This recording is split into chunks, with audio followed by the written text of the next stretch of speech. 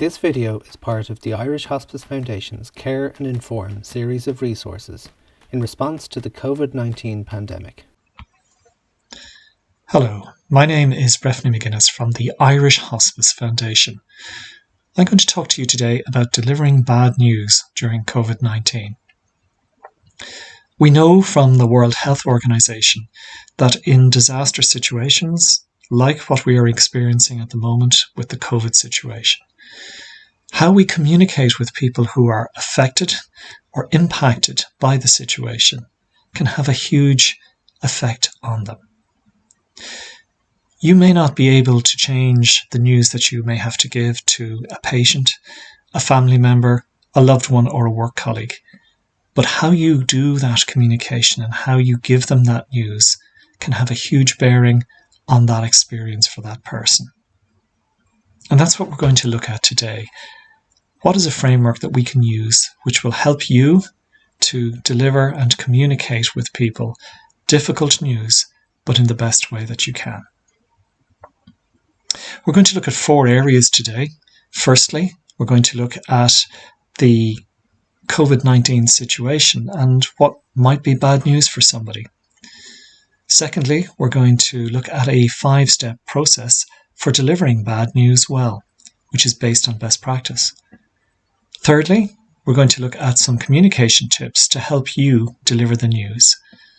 And fourthly, we're going to look at some self-care tips for you to stay well and healthy in the midst of these situations. Delivering bad news is not easy. It takes a bit of a toll. And what we want to do is help you to be able to help yourself during times when you are delivering bad news. So let us begin by looking at the context of COVID-19. What might be bad news for somebody in the COVID-19 situation? We're going to look at the experience of a man called Stuart Loud, whose mother died in the Newport Gwent Hospital in Wales recently. Let's have a look at Stuart's experience.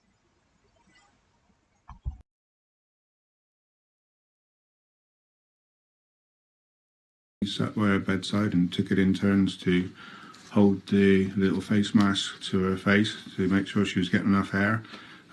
We were all in protective clothing and masks, gloves, and aprons. We couldn't touch her. We couldn't hold hands, kiss her, or hug her or anything else. We just had to watch her slip away the way that she was.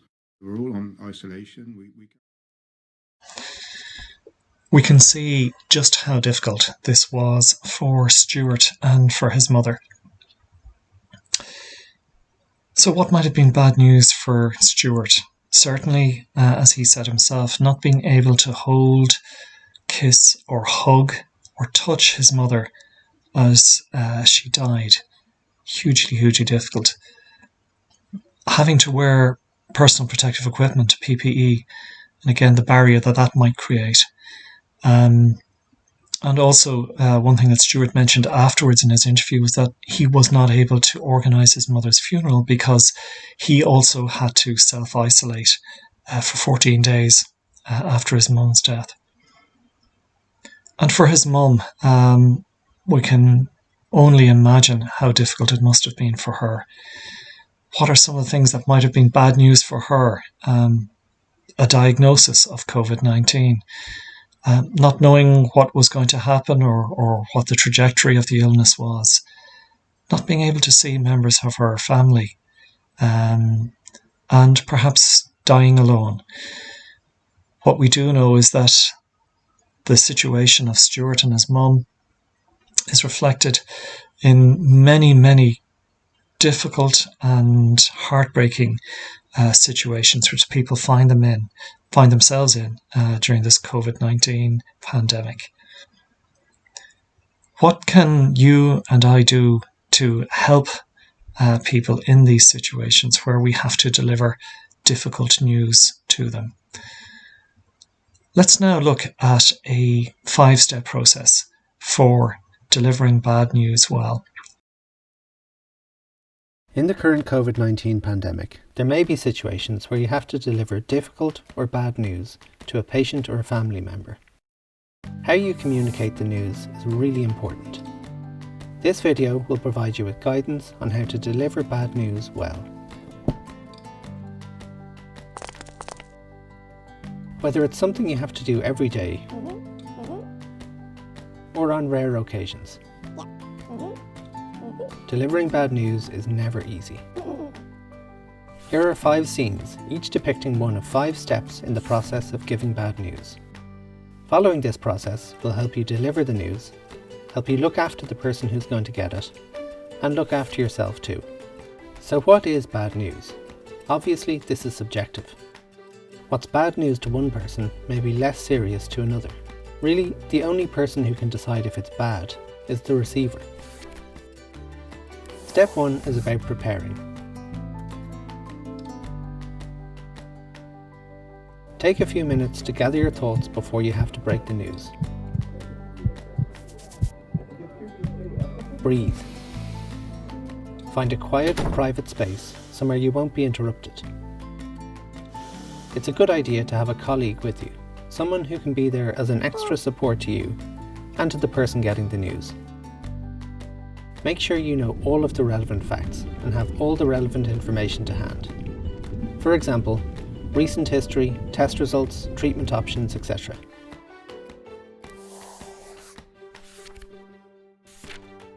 The second step is about person-to-person connection and human kindness. Even though you need to remember social distancing and keep a distance of 2 meters between you and the person receiving the news, do this in as kind and as caring a way as possible. Take a bit of time. It's really important to make a personal connection here. Tell them your name if they don't already know it. Sit down with the person if this is possible. It's easier to break bad news if you're building on what the person already knows or suspects. So begin by asking them what they know. For example, with a person who has had some tests, tell me, what do you know about the tests you've been having? You may have to talk to a person while using personal protective equipment, or PPE. It's really important to be as humane and kind as possible. Your tone will be especially important, as will using friendly and easily understood hand signals and gestures.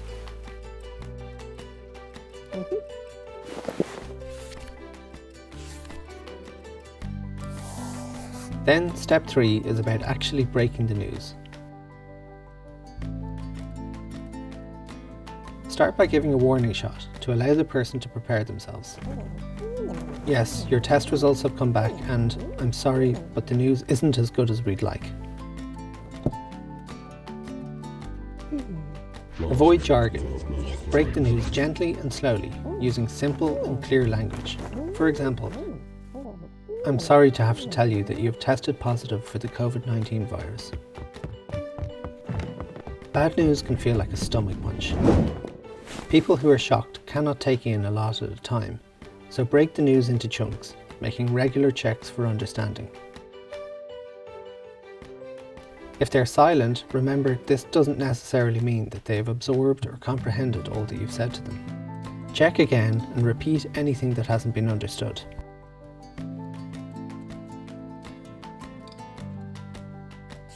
The 4th step is about dealing with the person's concerns.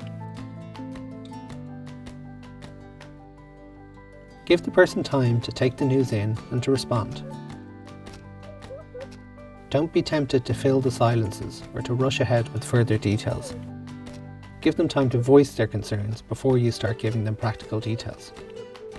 Wait. Wait. Check and listen. Acknowledge the person's emotions. This is probably a bit of a shock for you. Wait. Let them respond. Repeat the news one last time. It's unlikely they will have grasped everything.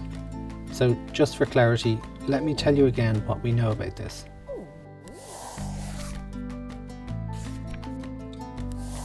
The 5th and final step is about follow-through. When they're ready, tell them what you have organised for them, what happens next, and what support is available. Even if the news is really bad, leave the person with some hope. You could say something like, there are different options available to help manage your symptoms. We can talk about these more when you've had a chance to take in what I've told you.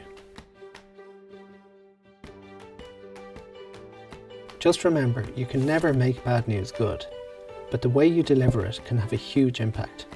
And finally, don't forget to look after yourself. This was probably quite difficult for you too. Make sure to take a few minutes and to debrief with your colleague.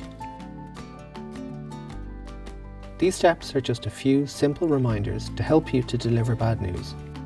Although the COVID-19 pandemic is challenging for everyone, you can make a big difference in difficult situations by the way that you deliver bad news. It will never be easy, but you can make a tough situation a little more bearable by delivering bad news with care, compassion and kindness. You can download a copy of these 5 steps from the Irish Hospice Foundation's website. So we have looked at a 5-step process for delivering bad news. What I'd like to look at now are a couple of communication tips to help you in delivering bad news. And let us begin by looking at how we actually communicate in times of stress. In a face-to-face communication, there are 3 parts to the communication that we have with somebody else. There's the physical, i.e. our body language, our eyes, facial expressions, etc. Then there is the tone of voice that we use. And then there are the actual words itself. And if you were to think of each face-to-face communication being made up of those 3 parts, physical, tone of voice and words, and if you had 100% to divide between each of those 3, how would you divide them up? What percentage would you give to physical? What percentage to tone of voice? What percentage to words? Believe it or not, the physical is 55% of our communication. Tone of voice is 38%. And look at this. In times of stress, the words that we use are only 7% of the communication. What this tells us is that when we're stressed or the person we're talking to is stressed, they will read our body language and the tone of voice that we use, and they'll get most of the information about our message from that. So when you're delivering bad news, your physical, body language, facial expressions, and the tone of your voice are really, really important. The words are also important to what we say to people, but they are the smaller part of the communication. And look at this. If you're communicating on the phone where you don't have a face-to-face communication with someone, you can only rely on tone of voice and the words. So now our 100% is divided between these 2. How would you divide those up? What would you give to tone of voice? What would you give to words?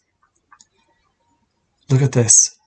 Tone of voice is 86% of the communication when we're talking on the phone. And the words are 14%. So what this is telling us is the words that you use are, yes, very important, but most important when speaking to somebody on the phone, if delivering bad news, the tone of voice that you use is so, so important. So what kind of tone are we looking for? A calm, reassuring tone. That's what will make a difference to somebody. And now we have, during COVID-19, the added complication of PPE or personal protective equipment. Again, this is a face-to-face communication, but it's more complex because, as you can see from the diagram there, people are wearing face masks and visors and fully suited. We don't know exactly how the percentage will break up or break down for this. But what we do know is that, yes, people will be able to read your body language, but it might be more difficult to read your facial expressions. So what we know will be important when somebody is using PPE is that you use clear hand signals that are easily understood by the person. So, for example, saying hello, a wave, a very clear, friendly wave. To check if the person is okay, thumbs up. Simple, clearly understood signals like that can convey a huge amount to the person, as well as the way that your own body language given the restrictions of PPE, and conveying through that body language care and empathy as best you can.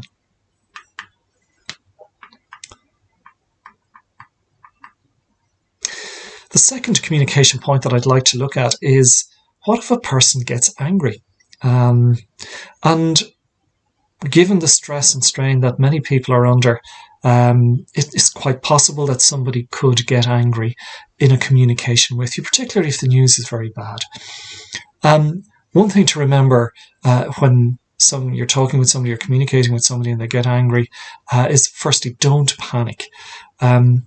Remember, the person is not angry at you. It could be the news. We don't know what's going on for a person, what's going on in their life. What you can do is simply acknowledge what you're seeing. I can see that this is very upsetting for you, and reflect back to the person. Or I can see that you're very distressed over this. Or it sounds like you are angry. That is very understandable in these circumstances. Would you like to pause for a moment? Most people generally, if you give them a chance and if you validate what it is they're experiencing, and just wait, be patient with them, most people will come around. And if they don't, well then that's a different situation. Also, one of the points to remember around somebody getting angry is not to match their anger. So if somebody is getting angry and raising their voice, what you can do is simply maintain your tone. And remember what I was saying would be a really useful tone: calm, confident, reassuring. So that's something to bear in mind. The last section that I would like to look at is the section on self-care. We have to recognise the impact on staff of delivering bad news. We know that healthcare staff and responder staff will be emotionally and psychologically impacted by their experiences of COVID-19. So how can we look after you and make sure that you stay as well as you can be in the situations that you're dealing with? So one of the ways that we can think about self-care is the idea of a sponge and a bucket. Now, I know this may seem a bit crazy to you, but just bear with me and let's see how this works. If you think of yourself as being the sponge, what's a sponge like when it's light? It's easy, you can throw it around the place, and that's you on your best day at work, being your best self, able to manage things. When you are dealing with difficult situations, conversations, delivering bad news, your sponge goes in to the situation, to the conversation. What happens? You'll soak up whatever is going on in that situation. When you come out of that, what happens to your sponge? And as we can see, your sponge is full of water. Now, if you go straight in to the next bucket, what's going to happen? You're taking some of what was in the previous situation into the new situation. So for good self-care, what you need to be able to do is find ways to wring out your sponge so that you are able to meet the next situation in a good way. And that means finding ways to help you catch your breath, take a moment, just gather yourself so that you can say goodbye to one situation before you move to the next situation. Let's look at how you might be able to do that and some simple ways for wringing out your sponge. So some of the ways that you can take care of yourself if delivering bad news. Firstly, recognise the impact on you. Secondly, take some time for yourself. Very simply, you can take a deep breath. After delivering bad news, perhaps go up and get a glass of water. Physical movement is good. Or get up and go look out a window for a couple of moments. You'd be surprised how that may just help you to give you a little bit of breathing space between the situation that you've just left and the next situation that you may have to face. Debrief with a colleague, really, really important. Colleagues can sometimes understand better the situations that we're dealing with. So seek out a colleague that you're comfortable with and who you can be yourself with, and debrief with them. If you are really impacted by a conversation or by having to deliver bad news, and this can happen, seek support. It's a sign of strength to seek support. And when you finish work, it's so important to nourish yourself and to recognize that you're doing incredible work in really difficult circumstances. And I love this little phrase. It says, today, do one little thing to take better care of yourself. And if you were just to think for a moment, what would be one thing that you could do to take better care of yourself? And to do that today. And I love the second piece of this quote, then repeat it tomorrow. You're precious and precious as a resource, and you can only give to others when you have sufficient within yourself. And this is really about making sure you nourish yourself. It's also so important that staff are supported by their organisation. So your organisation may have procedures and policies in place. Check that you are getting the guidance and support from your organisation in relation to difficult conversations. And also there may be supports there in terms of debriefing, which could be helpful, or staff support. So to recap on this video session, delivering bad news is not easy, but it's really important in COVID-19 to be able to do that as well as you can. We've looked at a 5-step process for delivering that bad news, and it's so important to take care of yourself while doing this. If you have any questions, you can send them to info@hospicefoundation.ie and just quote COVID-19 DBN in the subject line. We'd be very happy to hear any questions, and we do our best to answer them for you. Thank you for listening today, and thank you for being part of this session. We hope that it will be in some way helpful to you in the difficult situations that you have to face.